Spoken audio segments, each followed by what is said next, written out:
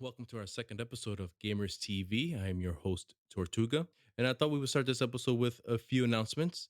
First one being thanks everyone who gave us some feedback on our first episode. We really appreciate the feedback. We have shared it with amongst ourselves, and taken a lot of what you said into consideration. And we're definitely gonna grow and continue to improve this podcast. So definitely be on the lookout for that. But we really appreciate the feedback, and the same with this episode. Give us your thoughts. We had a lot of praise, and I really do appreciate hearing from all of you in the community, so thank you. All right, so next up is our Discord server. So last episode I said that give us a follow and search for us on Discord, which apparently is not an option unless you're partnered with Discord, which we are not at the moment. So what I went ahead and did was add our server to a public Discord search engine, which could be found on disboard.org, and just do a search for Gamers TV, and we're actually the first one that comes up. So give us a search. Go ahead and join us that way. And if you want to join us and you don't want to use Discord, you can always give us a shout out on our Twitters, and we can always invite you that way. Next up on our announcement is Pixel has reached affiliate on Twitch, which is huge. So congratulations to him. If you haven't checked out his Twitch, you can find him at twitch.tv/ pixelated visionary. So give him a check. If you enjoy his voice on the podcast, you will definitely enjoy it a lot more on his stream. So definitely check him out. And so a little bit of bad news is Punisher won't be able to join us this week. Hopefully he can make it next week.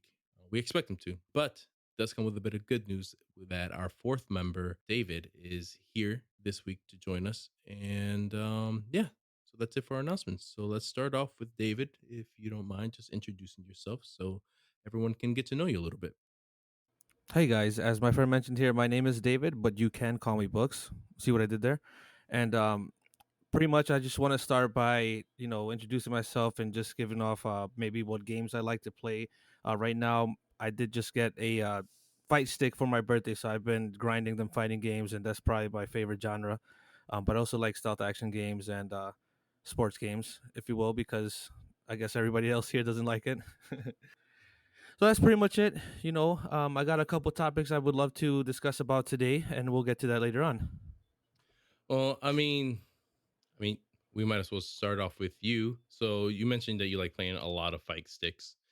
Not the best genre in my book, but to each his own, I guess. What kind of fight games do you like to play? So right now, big DLC coming out for Mortal Kombat 11 Aftermath. I'm kind of excited for that. I've been practicing with that game. I've been playing a lot of Tekken. I have been working from home, and that gives me the opportunity to play more, I guess, because it just makes it a little bit easier to squeeze into gaming. Yeah, I probably shouldn't be saying that though, but another another game that I did get for my birthday that happened, was a few days ago. Is Under Night in Birth is the game that's been around. It's been like re-released a couple of times. I have the latest version, and Grand Blue Fantasy. I do want to say Grand Blue Fantasy has to be probably one of the best fighting games that are out right now, and just been trying to learn the games. There's a lot of them. That one itself doesn't have a lot of characters, so it's not going to take me long to learn all of them. But it's just playing, so many different fighting games and trying to learn the characters. I'm still trying to find my favorite one, but so far it has to be MK11 that's been the most interesting to me. And again, Aftermath is coming out. I'm super excited for that. 3 new characters, new story mode content. Why is that make MK11 your favorite out of all those? Well, it's not that it that doesn't make it my favorite. It's pretty much been my favorite for a long time. I when I first started gaming, I was maybe like what 4 or 5 years old. Maybe a little bit too young to be playing this kind of game, but Mortal Kombat 3 was the first game that I've ever played on the Super Nintendo, Yeah, I and remember that. I do every remember that. single, I mean, ever since then, I just love Mortal Kombat so much so that I have a Mortal Kombat tattoo. You know what I mean? So Do you really? Oh no, you have I have Scorpio. all the ninjas on my Yeah, arm. Scorpion. Well, I All the definitely ninjas. did That's not pretty know cool. that. Yeah, that's All the pretty So ninjas cool. on my arm. with Mortal Kombat 11, so what? I guess what is it about the gameplay that you enjoy so much? Is it the combos, fatality? What makes this one stand out for you? So when it comes to this specific one, it wasn't actually this one that rekindled my passion for fight games. It was Mortal Kombat 10. I think I like that one better than Mortal Kombat 11. But I was just staying on the topic of recent games. You know what I mean? So Okay, Mortal Kombat 11, I feel like it's just so the gameplay is so smooth. The net code is amazing. When it comes to the characters, there's a lot of I don't know if you're familiar with fighting games like that, but Japanese games tend to use the same move set for each installment for the for the character. Mortal like Street Kombat Fighter. changes their moveset. Yes, like Street Okay, Fighter, Tekken, they pretty much stick with the same movesets. A lot of people like that, but I just like how NetherRealm Studios switches it up every single installment. You have to learn a brand new moveset for each character. You have to learn how each character plays and how you can how do I say it, like mix ups. You know what I mean? Like if you are gonna play one character, you have to learn like who is their pretty much their kryptonite, who can Their counter.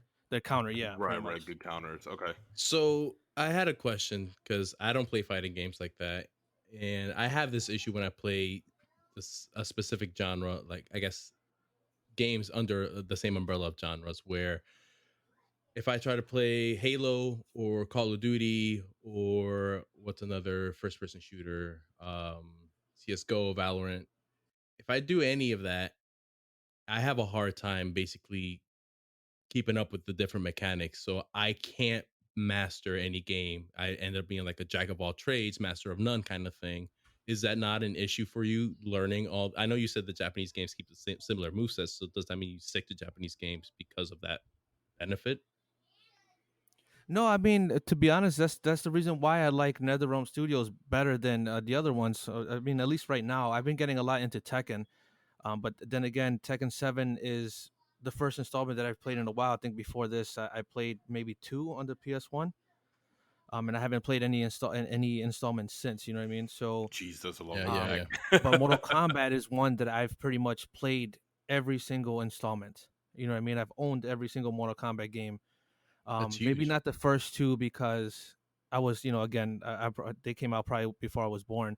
But they released the Mortal Kombat Gold, which had the trilogy. Um, and no, I'm sorry, Mortal Kombat trilogy had the trilogy, and then they had four, and then they started off with the PS2 and the next gen games with Deadly Alliance, Deception. I know Steven played that one before. But one thing I like more about the most recent installment, Mortal Kombat 11, was the story. The story was pretty crazy. And I know you guys probably haven't seen anything about it, but that's definitely something that I would like to share just so you guys can understand what's going to happen with Aftermath, or Okay. what Well, they showed with the trailer with Aftermath. um, is that something you want to speak on now since you have the floor? Sure. I mean, maybe I should give a little spoiler here. Well, whoa, hold on. First of all, we would like to not spoil anything. So is this an actual spoiler or are you just discussing the trailer that's already out there? Well, I was gonna talk a little bit on Mortal Kombat 11 and how it ended and how it plays into the trailer that you see now, because just watching the trailer, you're not gonna understand anything because you would need to know what exactly happened in the story. Hmm. I don't know. How do you feel about that, Pixel? I don't know. I think we're trying to keep this spoiler free here. So if you want to discuss the content coming out of the trailer, I think that might be best in case any of our listeners are looking to pick up Mortal Kombat and would not like that lore spoiled for them. Okay, no, I could keep it spoiler free. Yeah, so pretty much with Mortal Kombat 11, the core story, there was she's a titan. Her name is Chronica. She's the keeper of time, so she can control time. She has a huge hourglass that she can use to travel time, right? So obviously she ends up losing to one of the Earth Realmers, and pretty much the way that the trailer starts for Aftermath is you see who obviously won and who defeated her, and it was Liu Kang. And then he was about to change time because she again, she controls time. So he was going to change it to how he wanted to do it. And then Shang Tsung comes out of nowhere and he teleports in and he says that they're going to make a mistake and they're going to, pretty much just wipe out existence or whatever. and he said that he can be sent back to time to try to correct everything and do things the right way. And that's what's crazy to me because I'm sure, as Steven knows, he said he played Deception and maybe games before that. But Shang Tsung isn't really known for somebody who can be trusted.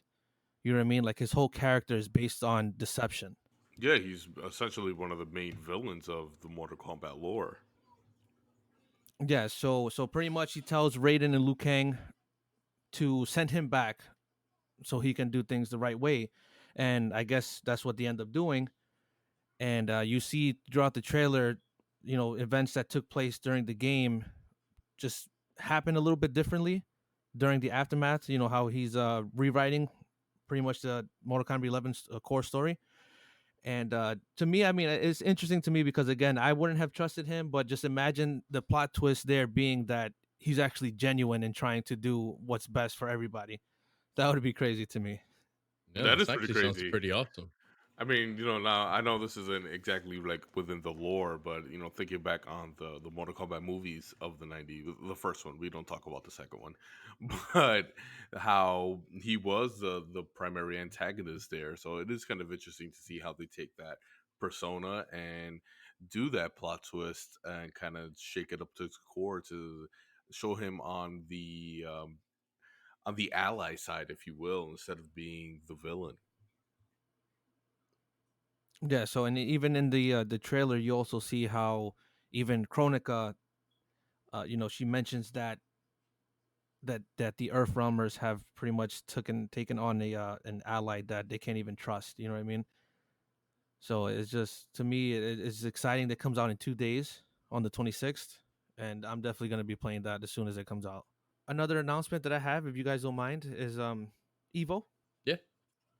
So Evo, what that is an annual fighting game tournament. Is pretty much the mecca of fighting game tournaments. Is the Super Bowl, if you will, and they pretty much switched their whole their whole tournament this year to online.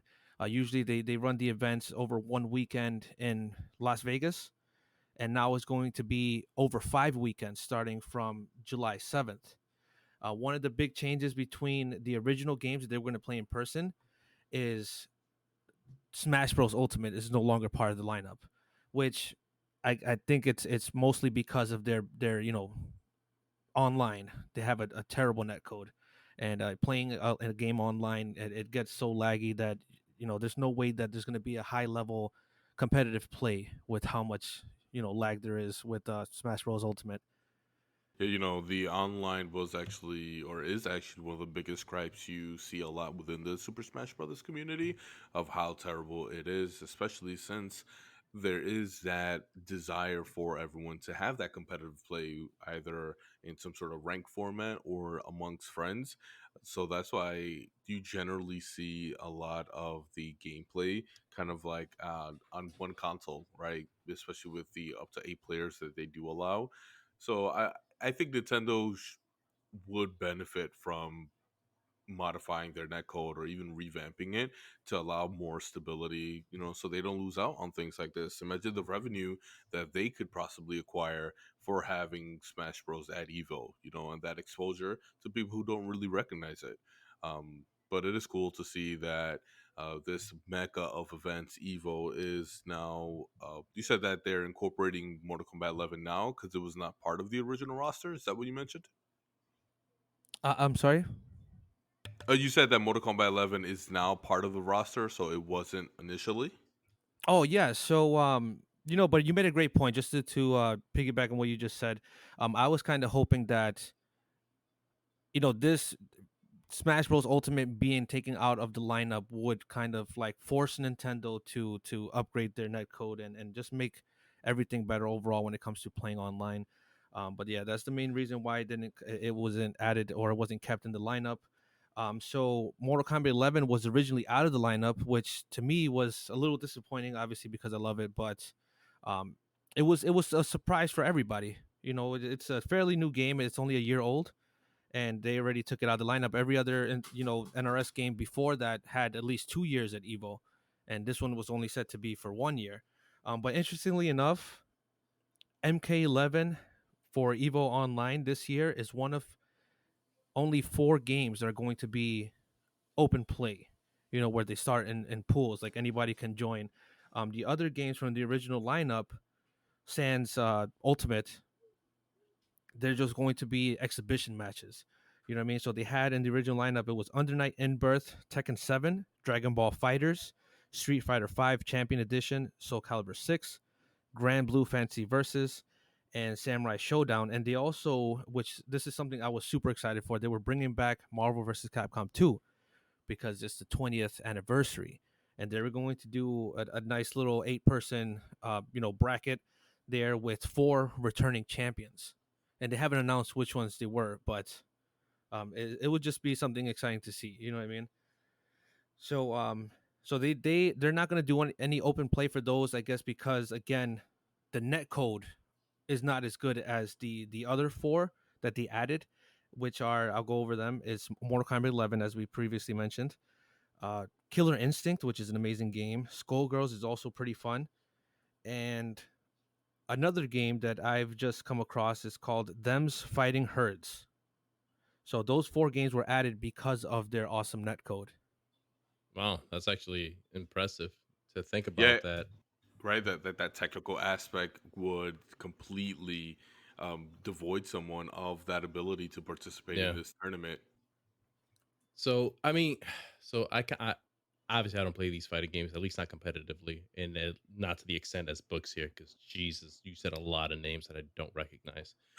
But no, I can't help but think, like, as if I were to compete, how there's a disadvantage now by doing it online. How do you think the community would take, the first place winner if their MS or their ping was, faster, or slower or whatever? That the MS was different in general than the person that came in second. Do you think that title will still be honored as much, or that this year is just going to be kind of a, pat on the back, good job, yeah, sure, you won, we'll see who the real winner is in 2021 if we get to do it in person?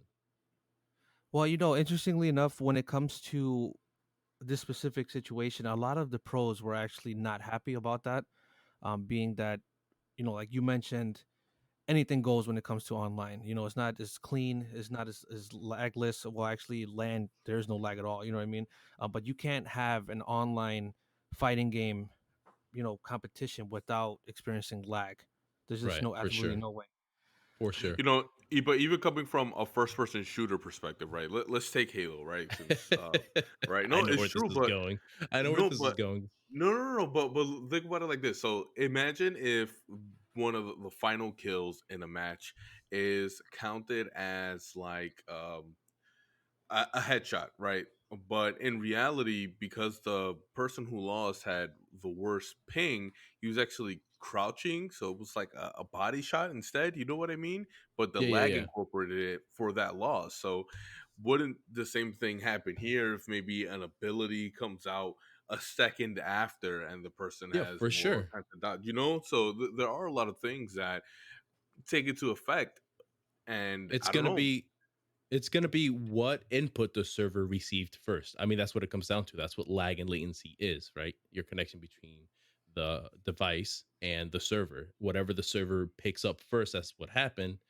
Whoever has the faster internet at that millisecond is gonna receive that input. And I know enough about these fighting games that, you know, the better input or the faster received input is usually the input that's gonna change the outcome of the fight, basically, because they're gonna be the ones attaining those combos or those blocks in time or whatever the case is, when it comes to winning that match. So I mean, I don't know. I just feel like it's great that Evo is continuing to keep the fans happy, but I just don't see these wins being honored as they normally would during a local environment. Right, because it's almost like it's not under the same playing field, essentially. Agreed. Yeah, it's not baselined, and I don't know. To me, I have an issue with that, but I mean, what's your take on it, Books? You're a huge member of the fighting community. What are your thoughts? So I feel like I mean, they haven't really said much about how this is going to count towards like actual rankings for other tournaments and what have you.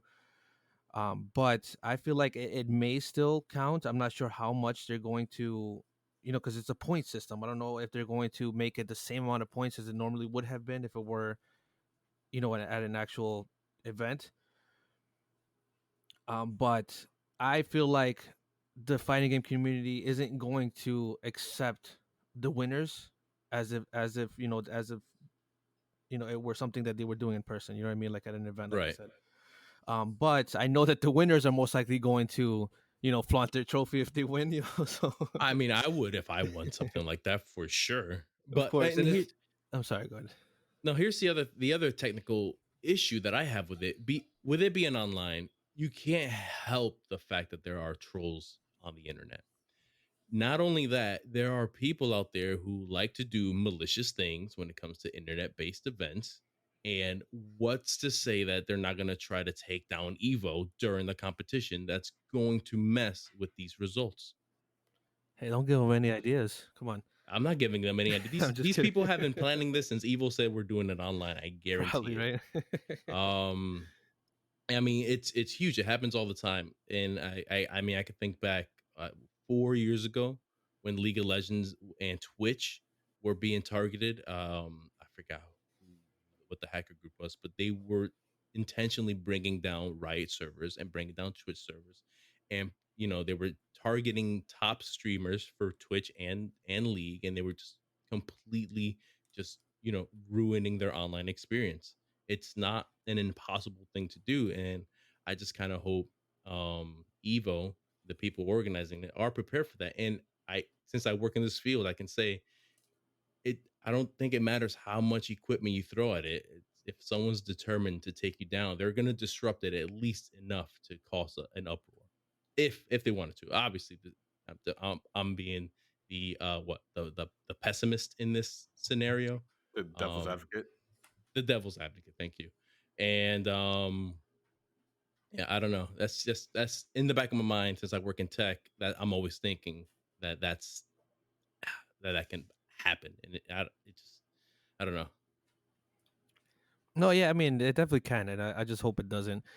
So far, it has the makings of a decent tournament, especially online. If this were something that they did in actual Las Vegas at the Mandalay Bay where they tend to do their events, it would have been crazy. You know what I mean? Yeah, But so far, what they've announced is that there's going to be special exhibitions and content for the Evo 2020's original lineup. So I think that they may be doing something like at an actual location, people distance enough, or maybe taking a test for COVID before entering the location or whatnot. I feel like they're probably going to do something like that, especially for Mortal. I almost said Mortal Kombat, Marvel versus Capcom 2, because yeah, as you may know, that's not an online game. So if they want to yeah. keep Sure. it Let's going, pretend I knew that. you know, yeah, no, that game came out on. Yeah, no, it wasn't an online game. So and I was kind of hoping that, being that they were going to be at that game was going to be at Evo, that they would re-release it for current gen. That would have been crazy. I would have loved that. But to me, that's one of the best fighting games ever. You never really seen anything like that before, where they put like a huge, massive cast together. I know they did it with the first one, obviously, but that one kind of felt like a Street Fighter game more than a Marvel vs. Capcom game. You know what I mean? I feel like MVC 2 was the one that actually started, that made Marvel vs. Capcom what it is today. No, I would definitely agree. Speaking of kind of like the re-releases, the remasters, if you haven't heard yet, the Tony Hawk Pro Skater, the first two, one and two, are being remastered. Right? We're talking about new visuals. We're talking about right the roster, right? And I think that's one of the biggest things that people are looking forward to. They aren't including the original rosters for those games, but they're throwing in a twist. It's actually crazy. Everyone that was in the original game, the original skaters, when they were at the prime of their careers, are being implemented in the game at their current age. Isn't that crazy? So we're talking about the players that you'll be controlling in the game will be in their Hmm. 40s and 50s, with the original maps and everything. And it's something minor, but I think it's pretty innovative for the games to do that. Yeah, I kind of hope that when they do the voiceover recordings, that they throw in some jabs in there, like my knee, my back, my Imagine, I want to see joints. that. And that'd be awesome. That would be awesome, right? Like when you fall, they just have I don't know, just a jab. Like I don't think I can get up from that or something. That sounds um, like I just Broke got his this hip. hip. that would be that would be great actually. But no, that I think that's a really cool take. I definitely respect that choice for sure. I think that's a cool take to basically show that, you can get older and you can still do things that, you enjoy, act, and still be active. Yeah, I like that. I definitely. like that message. In other news, a former vice president of third party relations over at PlayStation, Adam Boyd, suggested that Sony's decision to not go to E3 is a sign of the current how do we say this, the current point in these kind of types of events, right? So we had like the Evo, right? Massive event going online. We have the Nintendo Directs, the Inside Xbox event, and then the more recent, what is it, State of Play, right, for PlayStation, where they recently showed the Ghost of Tsushima gameplay. That this is just how things are going to be moving forward, um, and that's kind of one of the things of why they decided to not even go to E3. I thought Sony was dropping E3 regardless this year, or they have already. They have, so right, so they did already, and one of the things that he kind of brought up were like the Nintendo Directs and the Inside Xbox events, and then that Sony Right. started doing their own state of play. So these massive gatherings like E3, it sounds like he was just pointing in the direction that this is the end of their span, right? That they are no longer needed in this day and age. And it kind of brings up the conversation, like, is that the case? Is all digital the way to go moving forward? I I kind of think felt like, sorry, go ahead. no, yeah, no, go ahead. We're going to say the same thing. I think it is. I mean, for announcements and things like that, go digital. Why not? Definitely. I feel like E3 has been pretty much outdated for some time. You know what I mean? I At agree. least a few years. I think the year that they opened it up to the public was the year they should have just gone digital. I And that was forgot what, it in used to be private. 2016? Yeah, Yeah, I it used to be completely a private forgot. event.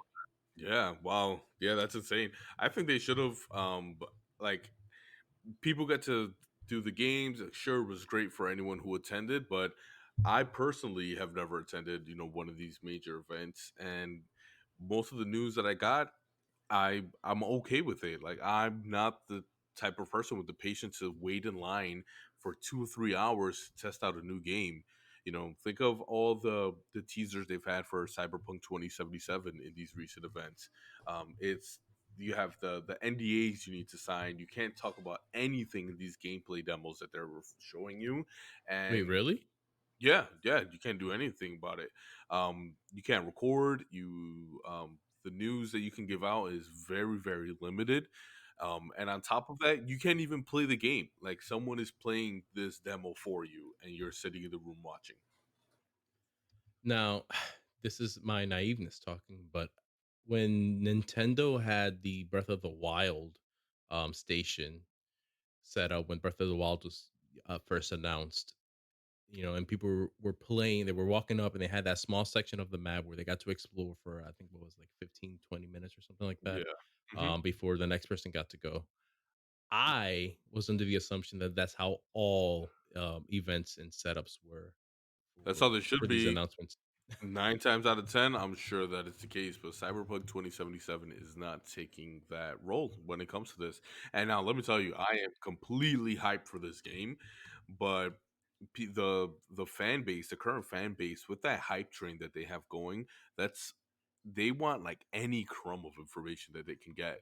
The biggest one recently, which is a little silly to me, but has the community in some sort of positive outrage, is apparently during character creation. they confirmed that you Oh my will be god. able to see their genitals. That You you can will? customize it. You can You will. customize their genitals. And customize the genitals. I haven't seen people hyped up this much on genitals since they confirmed that in Red Dead Redemption 2, whenever it was cold, you could see the horse balls shrink. Oh my god. Wow. I mean, that is some attention to detail for sure. It is definitely. But yeah, that's the current big thing. But that's not even something that you can experience. That was just said. So is it really worth waiting in line to play these demos, right? Well, even if the game doesn't come out for like a year in advance. In Cyberpunk's case, is it worth watching the 30 minutes or hour of gameplay? I think it's what it's been. But you're just sitting there in a room with a bunch of other people, and it's not even something you can even openly discuss, especially if you're one of these journalists who have been waiting, or if you're one of the content creators on YouTube looking to explore that portion of the industry. So I guess it just brings up a lot from that aspect. And then speaking on these releases on trailers, um, book series. Really looking forward to Ghost of Tsushima. Did you happen to check out that recent 18-minute gameplay trailer? So I haven't really looked at the trailer yet, but I did read into it a lot, and it's definitely something that has been intriguing me more and more. The more I read about the game. So yeah, I mean, I seen the teaser a long time ago. It intrigued me from the get go, and I even went to as far as pre-ordering the collector's edition because it comes with his mask. It comes with Sakai's mask, so that's pretty cool. I've always wanted to have a samurai mask. So, but yeah, I mean, that's definitely a game that I'm super excited for. If for those of you that don't know, Ghost of Tsushima is an upcoming action adventure game and it's developed by Sucker Punch. It's an open world game. It's the story's about Jin Sakai, and he's one of the last samurai on Tsushima Island, and it takes place during the first Mongol invasion of Japan, which I think it was in the 1200s. Yeah, so when it comes to the game, again, it's an action adventure stealth game. It's a third person game, from what I've read, and it features a large open world. And it's not going to have any waypoints. So I wonder how, you Huh. know, I didn't know that. yeah. So it's not going to have any waypoints. That's going to be interesting. I wonder how many people are going to be able to like find their way, but it's probably easy. I mean, when people play like Fallout and Skyrim, there's people that play. I forgot what that mode is called, where you just play it and you never use a waypoint. You go to every destination on whatever mode of transportation you have available, which I think is awesome. But I can't play like that. I mean, if waypoints are available, I'm using them. Yeah, I don't have that. Red Dead Redemption had something similar where you could remove the map, the compass, essentially most of your HUD, and you can only use like the paths that are on the road, and the they were like old school street signs, right? Like, hey, the town of Valentine is this way. That's pretty much all that they were using. Which is awesome. I can appreciate that having it available for people to use as an option, but to make people, you know, go from point A to point B, because from what I was reading, the map for Ghost of Tsushima is going to be huge, like very very large in scale. So it's going to be I know it's a beautiful game from what I've seen on the trailers and gameplay, but it's definitely, I don't know. I don't knowing that, I'm a little taken aback because I don't have time to play as many games as I would like, and I feel like I will be spending a lot of. I don't want to see the forest change in the background for 20 minutes until I get to wherever I'm going. You know what I mean? No, it's So true, yeah, no, man. that's definitely. Like me, I have a 1 year old now, so that cuts up into most of my time whenever I want to do anything. You got to make sure that the wife and kid are okay. So if I want a game, I want to enjoy it fully. I would love to try out Ghost of Tsushima. It did look beautiful from what I saw. So I don't know. We'll see what we got. Did you have any thoughts with the upcoming games that are coming out? I think we had that list we wanted to take a look at for the listeners. Yeah, so we do have that list. And I wanted to run that by you guys and basically get, any feedback or thoughts on anything on this list as I run through it. So I guess we'll start off with the Elder Scroll expansion that's coming out. Greymore coming out in June Yeah, for the Elder 29th. Scrolls Online. Yeah, coming out for the PS4 and the Xbox. Have either of you ever played Elder Scrolls Online? I played a little bit of the base game. I did not get as immersed as much as I thought I would, which was kind of disappointing because while it took me a very long time to fully immerse myself into Skyrim, once I did, I loved everything about it. And I did not feel the same love that I got from Skyrim into the Elder Scrolls Online. Not saying it's a bad game. I mean, it has its following. I mean, this is what its fourth or fifth expansion, I think. So it's not like they're not benefiting from it. Just in my personal experience, it's unfortunately not my cup of tea. Um, Right, and I enjoyed, the MMOs that they have, right? Classic World of right. Warcraft. Um, I tried a couple of characters on there, but that still felt like I wanted to be in there, and I just didn't get that same reaction from the Elder Scrolls Online. I mean, yeah, that's understandable. Did you try it, books? So I have tried it. I you know progressed a little bit, maybe to level 15, and again, just like Steven said, it didn't really capture me like Skyrim did. And just a quick mention on what we were talking about before. Skyrim was actually the first game. My first playthrough through Skyrim was the first time that I ever did the whole game without fast traveling. So it's a little interesting piece of information there. I just walked everywhere. So, Yeah. but yeah, I mean, when it comes to that game, I just feel like I tried getting into it. I like it. But I just feel like I want to play it with like an actual group of people instead of doing it by myself. You know what I mean? Yeah, for sure. Especially, and that's the take with a lot of MMORPGs is you're gonna want that guild, you're gonna want that clan where you have these goals and achievements that you try to reach. I played a lot of WoW back in my day.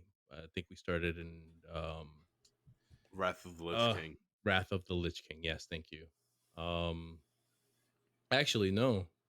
Well, you started then. I started in Cataclysm. Um, How? I only started playing with you, unless I started playing with Junior. Is that what happened? Probably. Um, yeah, I I started definitely. at Warlords.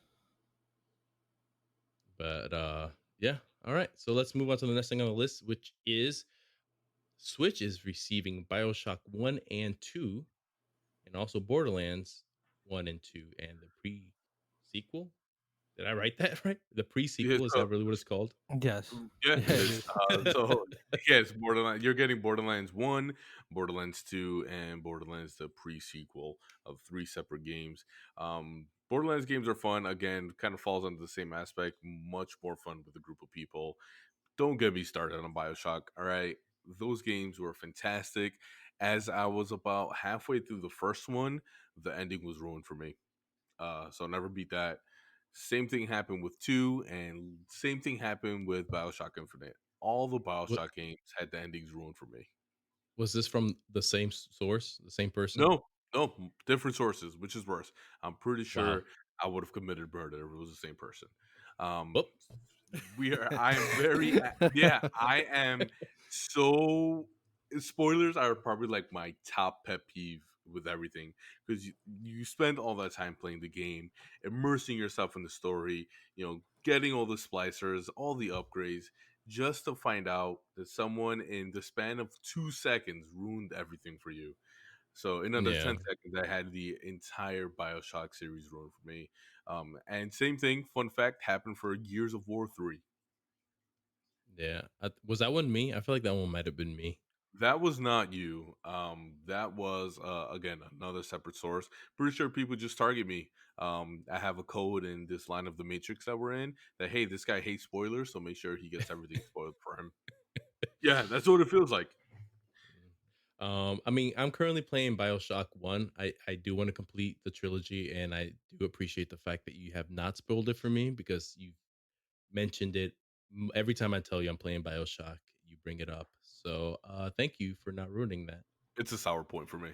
It's for It's me great. too. It's a great. It's a great story. You're gonna love it. But yeah, it just happened to be boring for me. And what's the next game coming out here? I have a The question, if next you guys game, don't mind, about yeah. Bioshock. So it just occurred to me, Bioshock, like you mentioned, it definitely was a great story. But a lot of the games that I'd like to buy are ones that I feel like would have a high replay value, right? And I just didn't get that from Bioshock, even though the game was great the first playthrough and the story was amazing. I just don't. I can't see myself playing it again. I agree. No, I know what you I'm right mean. there with you. Yeah, especially when you like games like what Skyrim and Fallout, where you can play the game in with a completely different style, choose different weapons, shoot different loadouts, and things like and gear yourself up differently. Where in Bioshock, you don't really have that option. I mean, you can try to go pistols onlys or wrench only the whole way Wrench through, only. or or try Yeah. to just use fireballs or electric shock or telekinesis, which is my go-to. I only use telekinesis for everything. I have killed a big daddy with a mop bucket over and over. It is hilarious. Well, think about it like this. So more recently, books. Did you play? You did play God of War, right? 2018, Yes. right? Does that have replay value for you? I think so. I would definitely love to play that game again. I haven't really, after I beat it, I haven't played it. It's funny that I say I would love to play it again. I haven't played it since. It's been like maybe 2 months. I just recently beat it. But that's only because, again, I've been getting my hands on pretty much every fighting game that I can. And out of all the names that I've mentioned during my when I was talking about Evo, Them's Fighting Herds is the only game out of all those that I do not own. Is and it's out currently. Yes, it is out currently, but I don't know. I don't know. I seen the game. I don't think it's for me. The netcode might be great and all, but it's like literally farm animals fighting. Oh, plot All right twist. then. What? I didn't know that at all. Cool. Yeah, um, them's fighting herds, so like it's Now the a name herd. makes sense. The Yeah, name makes a lot of sense. it and definitely like I does. said before, is a good play on them's fighting words though. People say that, I guess, sometimes. Yeah. But yeah, I don't know. I might try it, but I'm not gonna buy it before I play it. You know what I mean? So No, I hear All you. right. But yeah, like Uh, I wouldn't do God of War again. I got it to like 93% the first time, and yeah, great story, but like that was it for me. What else you got on that list there, Tortuga? so up next is Valorant coming out on PC June 2nd. So let's talk about that for a little bit because we were all fortunate to get the beta key from Riot and we've played it since we've had that key. I love the game I a do love the lot. game. I'm bad at the game, but that game is fun. Wow, that I game is fun. too, yeah, I too am bad at the game, and I should preface this with or preface this with the fact that I didn't play CS:GO ever. And a lot of people tell me that Valorant is basically CS:GO with like Overwatch abilities. And I can see that. But I can definitely feel myself getting more and more addicted to Valorant each game that I play. Even when I Yeah. lose, I'm like, you know what? I lost because it was my fault and I just need to get better. So time to put more hours into this game until I can win over and over and over. Except those couple games we had where we had two DCs each Yeah. time. That was always a whole bunch of fun. Yeah. Can't wait for those penalties to kick in. But yeah, I love Valorant. Let me tell you, I'm bad, right? I'm not good at Valorant, but even I was still scoring my triple kills here and there. Yeah. It's much more tactical based instead of spamming abilities like I feel Overwatch is, and I love Overwatch. Right. That was a day one game. So it is very. I'm very glad to see that it is getting its full release coming out of beta, and I did play Counter Strike on LAN back in like 2005 or something, back in my Wow. computer repair class. Yeah, and it was just within like classmates and things like that. So I I enjoy the game. I really hope to play a lot more of it. So we'll see what that goes, and maybe you guys catch me on stream. Missing all those headshots, and yeah, we'll go ahead and take a look at that. Um, Yeah, so I like the game a lot too. just like you mentioned, it's like a hybrid between CS:GO, which is a game that I've loved for a couple years now, and Overwatch was another game that I feel like we don't play enough. But I agree 10,000%. And you know why? Because all our friends are low leveled and we can never play competitive whenever we try to get a group together. So I think it's time we dump them and just get on competitive, you and I. yeah, right. Yeah, we could do that. But yeah, Valorant is definitely a fun game. I'm still stuck in between CS:GO and Valorant, even though they're very similar. But just Valorant, you have those abilities, and I feel like that should have been something that would make me lean more towards Valorant. But I don't know. I guess I'm just biased when it comes to that because CS:GO was super fun for me. Again, when I started gaming on PC, you guys know that I've been a console gamer my whole life, and I got a PC 4 years ago. That pretty much has been my favorite first person shooter since I played CS:GO.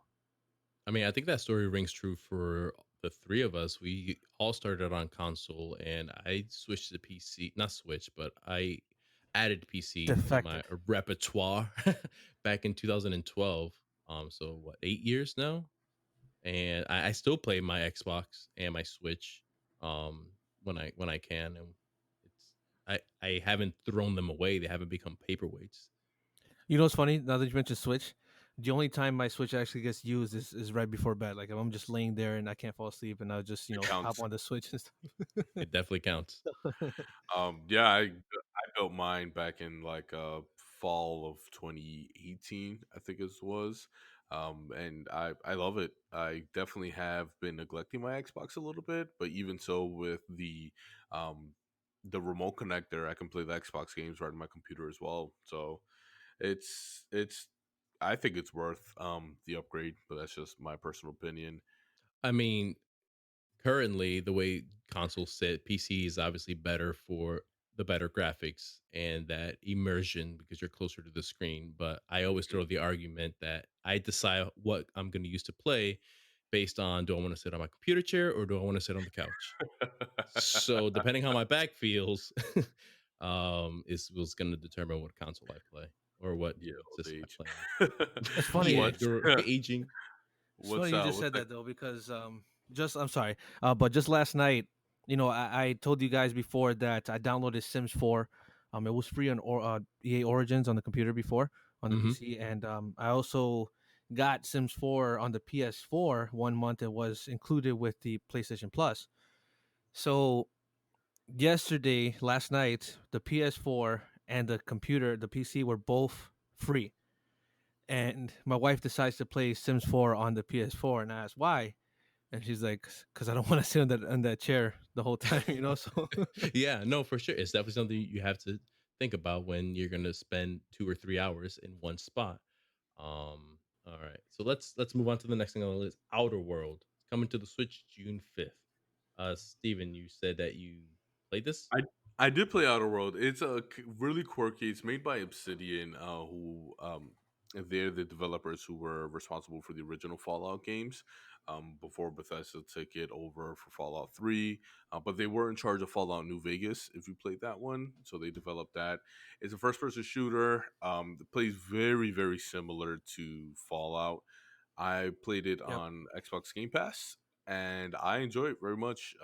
Probably about 30% in or so, Hmm. and the abilities, the upgrade system, weapon system, repair, it kind of makes fun of itself a little bit like that. You kind of travel to different worlds. That's how they do like the areas, and I I think it's see. worth a shot if you like those types of games, like Skyrim, more Fallout, because it is more as far as like the gunplay, right? Similar to that, more than like the Skyrim melee and magic. But yeah, I would definitely say check it out if you're a fan of those games. Which I am, so I definitely will. Thank you. I felt a little Borderlands esque, for that game as well. Borderlands, like, and maybe crossover with Fallout. But one funny thing that I've come across recently was a channel for speedrunners. They actually play, or they do voice, or the developers, or I guess a few people on the development team watch speedrunners just obliterate their game. And the first one that I seen was actually Outer Worlds, That's right. And it's Twelve just so minute much. one. It's so funny because they talk so much crap, and they're like, oh, they're doing it the wrong way, or whatever. The guy beat it in 12 minutes, a whole game, like Outer Worlds in 12 minutes. Yeah, that was pretty insane. It reminded me of the one with I saw one with Cuphead. If you ever hate yourself, play that game. It's ridiculously hard. But I saw the developers watching a speed run of Cuphead. It was two of them, and they were much nicer than the Outer Worlds one, but they were actually very impressed, and they went into like some of the code and things that they left in there on purpose for speedrunners. But they did Cuphead in like 20-25 minutes or something like that. Wow. So yeah, the entire thing. Isn't that insane? I That still is haven't beat it. insane. I still have not beat that game. It's so Bro, hard. I'm in the second area. That game literally just raises my blood pressure. It's like the only reason it exists. Definitely. I What you can't beat got the there? dragon. I don't think I even got to the dragon. I was doing the roller coaster. That's where I'm stuck. Oh, the clown. Yeah. Yeah, he was a pain at first, but yeah, it's definitely an interesting game. But 25 minutes, that's crazy. Yeah, the entire thing, No, it's right? crazy. Tortuga, what else you got on that list? Next up is Last of Us Part 2 coming onto the PS4 only June 19th. so, I am so that very game I'm excited. excited for as well. But that's another game that doesn't have, I know we mentioned it earlier that replay value. I played The Last of Us one once. I got the story because you really can't miss anything. Right, it's a very narrative driven game. Um, but I loved it. I'm excited for the sequel. See where they're going to take that. You are taking control of Ellie as the primary character instead of Joel, like you did in the first one. I am very curious to see how Naughty Dog is going to move forward with the story. So I'm keeping an eye out on that, and I hope you guys are as well. I definitely want to. I haven't beat the first one yet, but I plan on doing that before the game comes out, and I definitely want to, play this game as it comes out. Um, I don't, like I mentioned before, when I buy games, I try to look at I try to measure its replay value, but just like you said, I don't see myself playing the first one again. The second one can change it. Can't change my mind on that, but I just want to beat the first one. I don't know what it is with me when it comes to games. Like, let's say The Witcher 3, I haven't played it yet because I want to beat the first two. You know what I mean? And that's probably crazy. Probably everybody that I know, you guys played it. Everybody that listens to us has probably played Witcher 3 because that's like one of the biggest games ever. And I just, I haven't played it. That's crazy. So with the Witcher, I think one of the things I appreciated the most about it is that you really did not need to play the first two. It might help in the background, but even the Witcher 3 incorporated a um like you can simulate a save from the Witcher 2, which is the main one that matters because choices in that game would carry over. I think one of the things is a tattoo that Geralt can have based on one of the choices from Witcher 2. So that would carry over. So there is a section where before you meet the king, where you basically are getting interrogated, and your answers there determine what is simulated in that save. And again, it is completely optional. I didn't play the first two.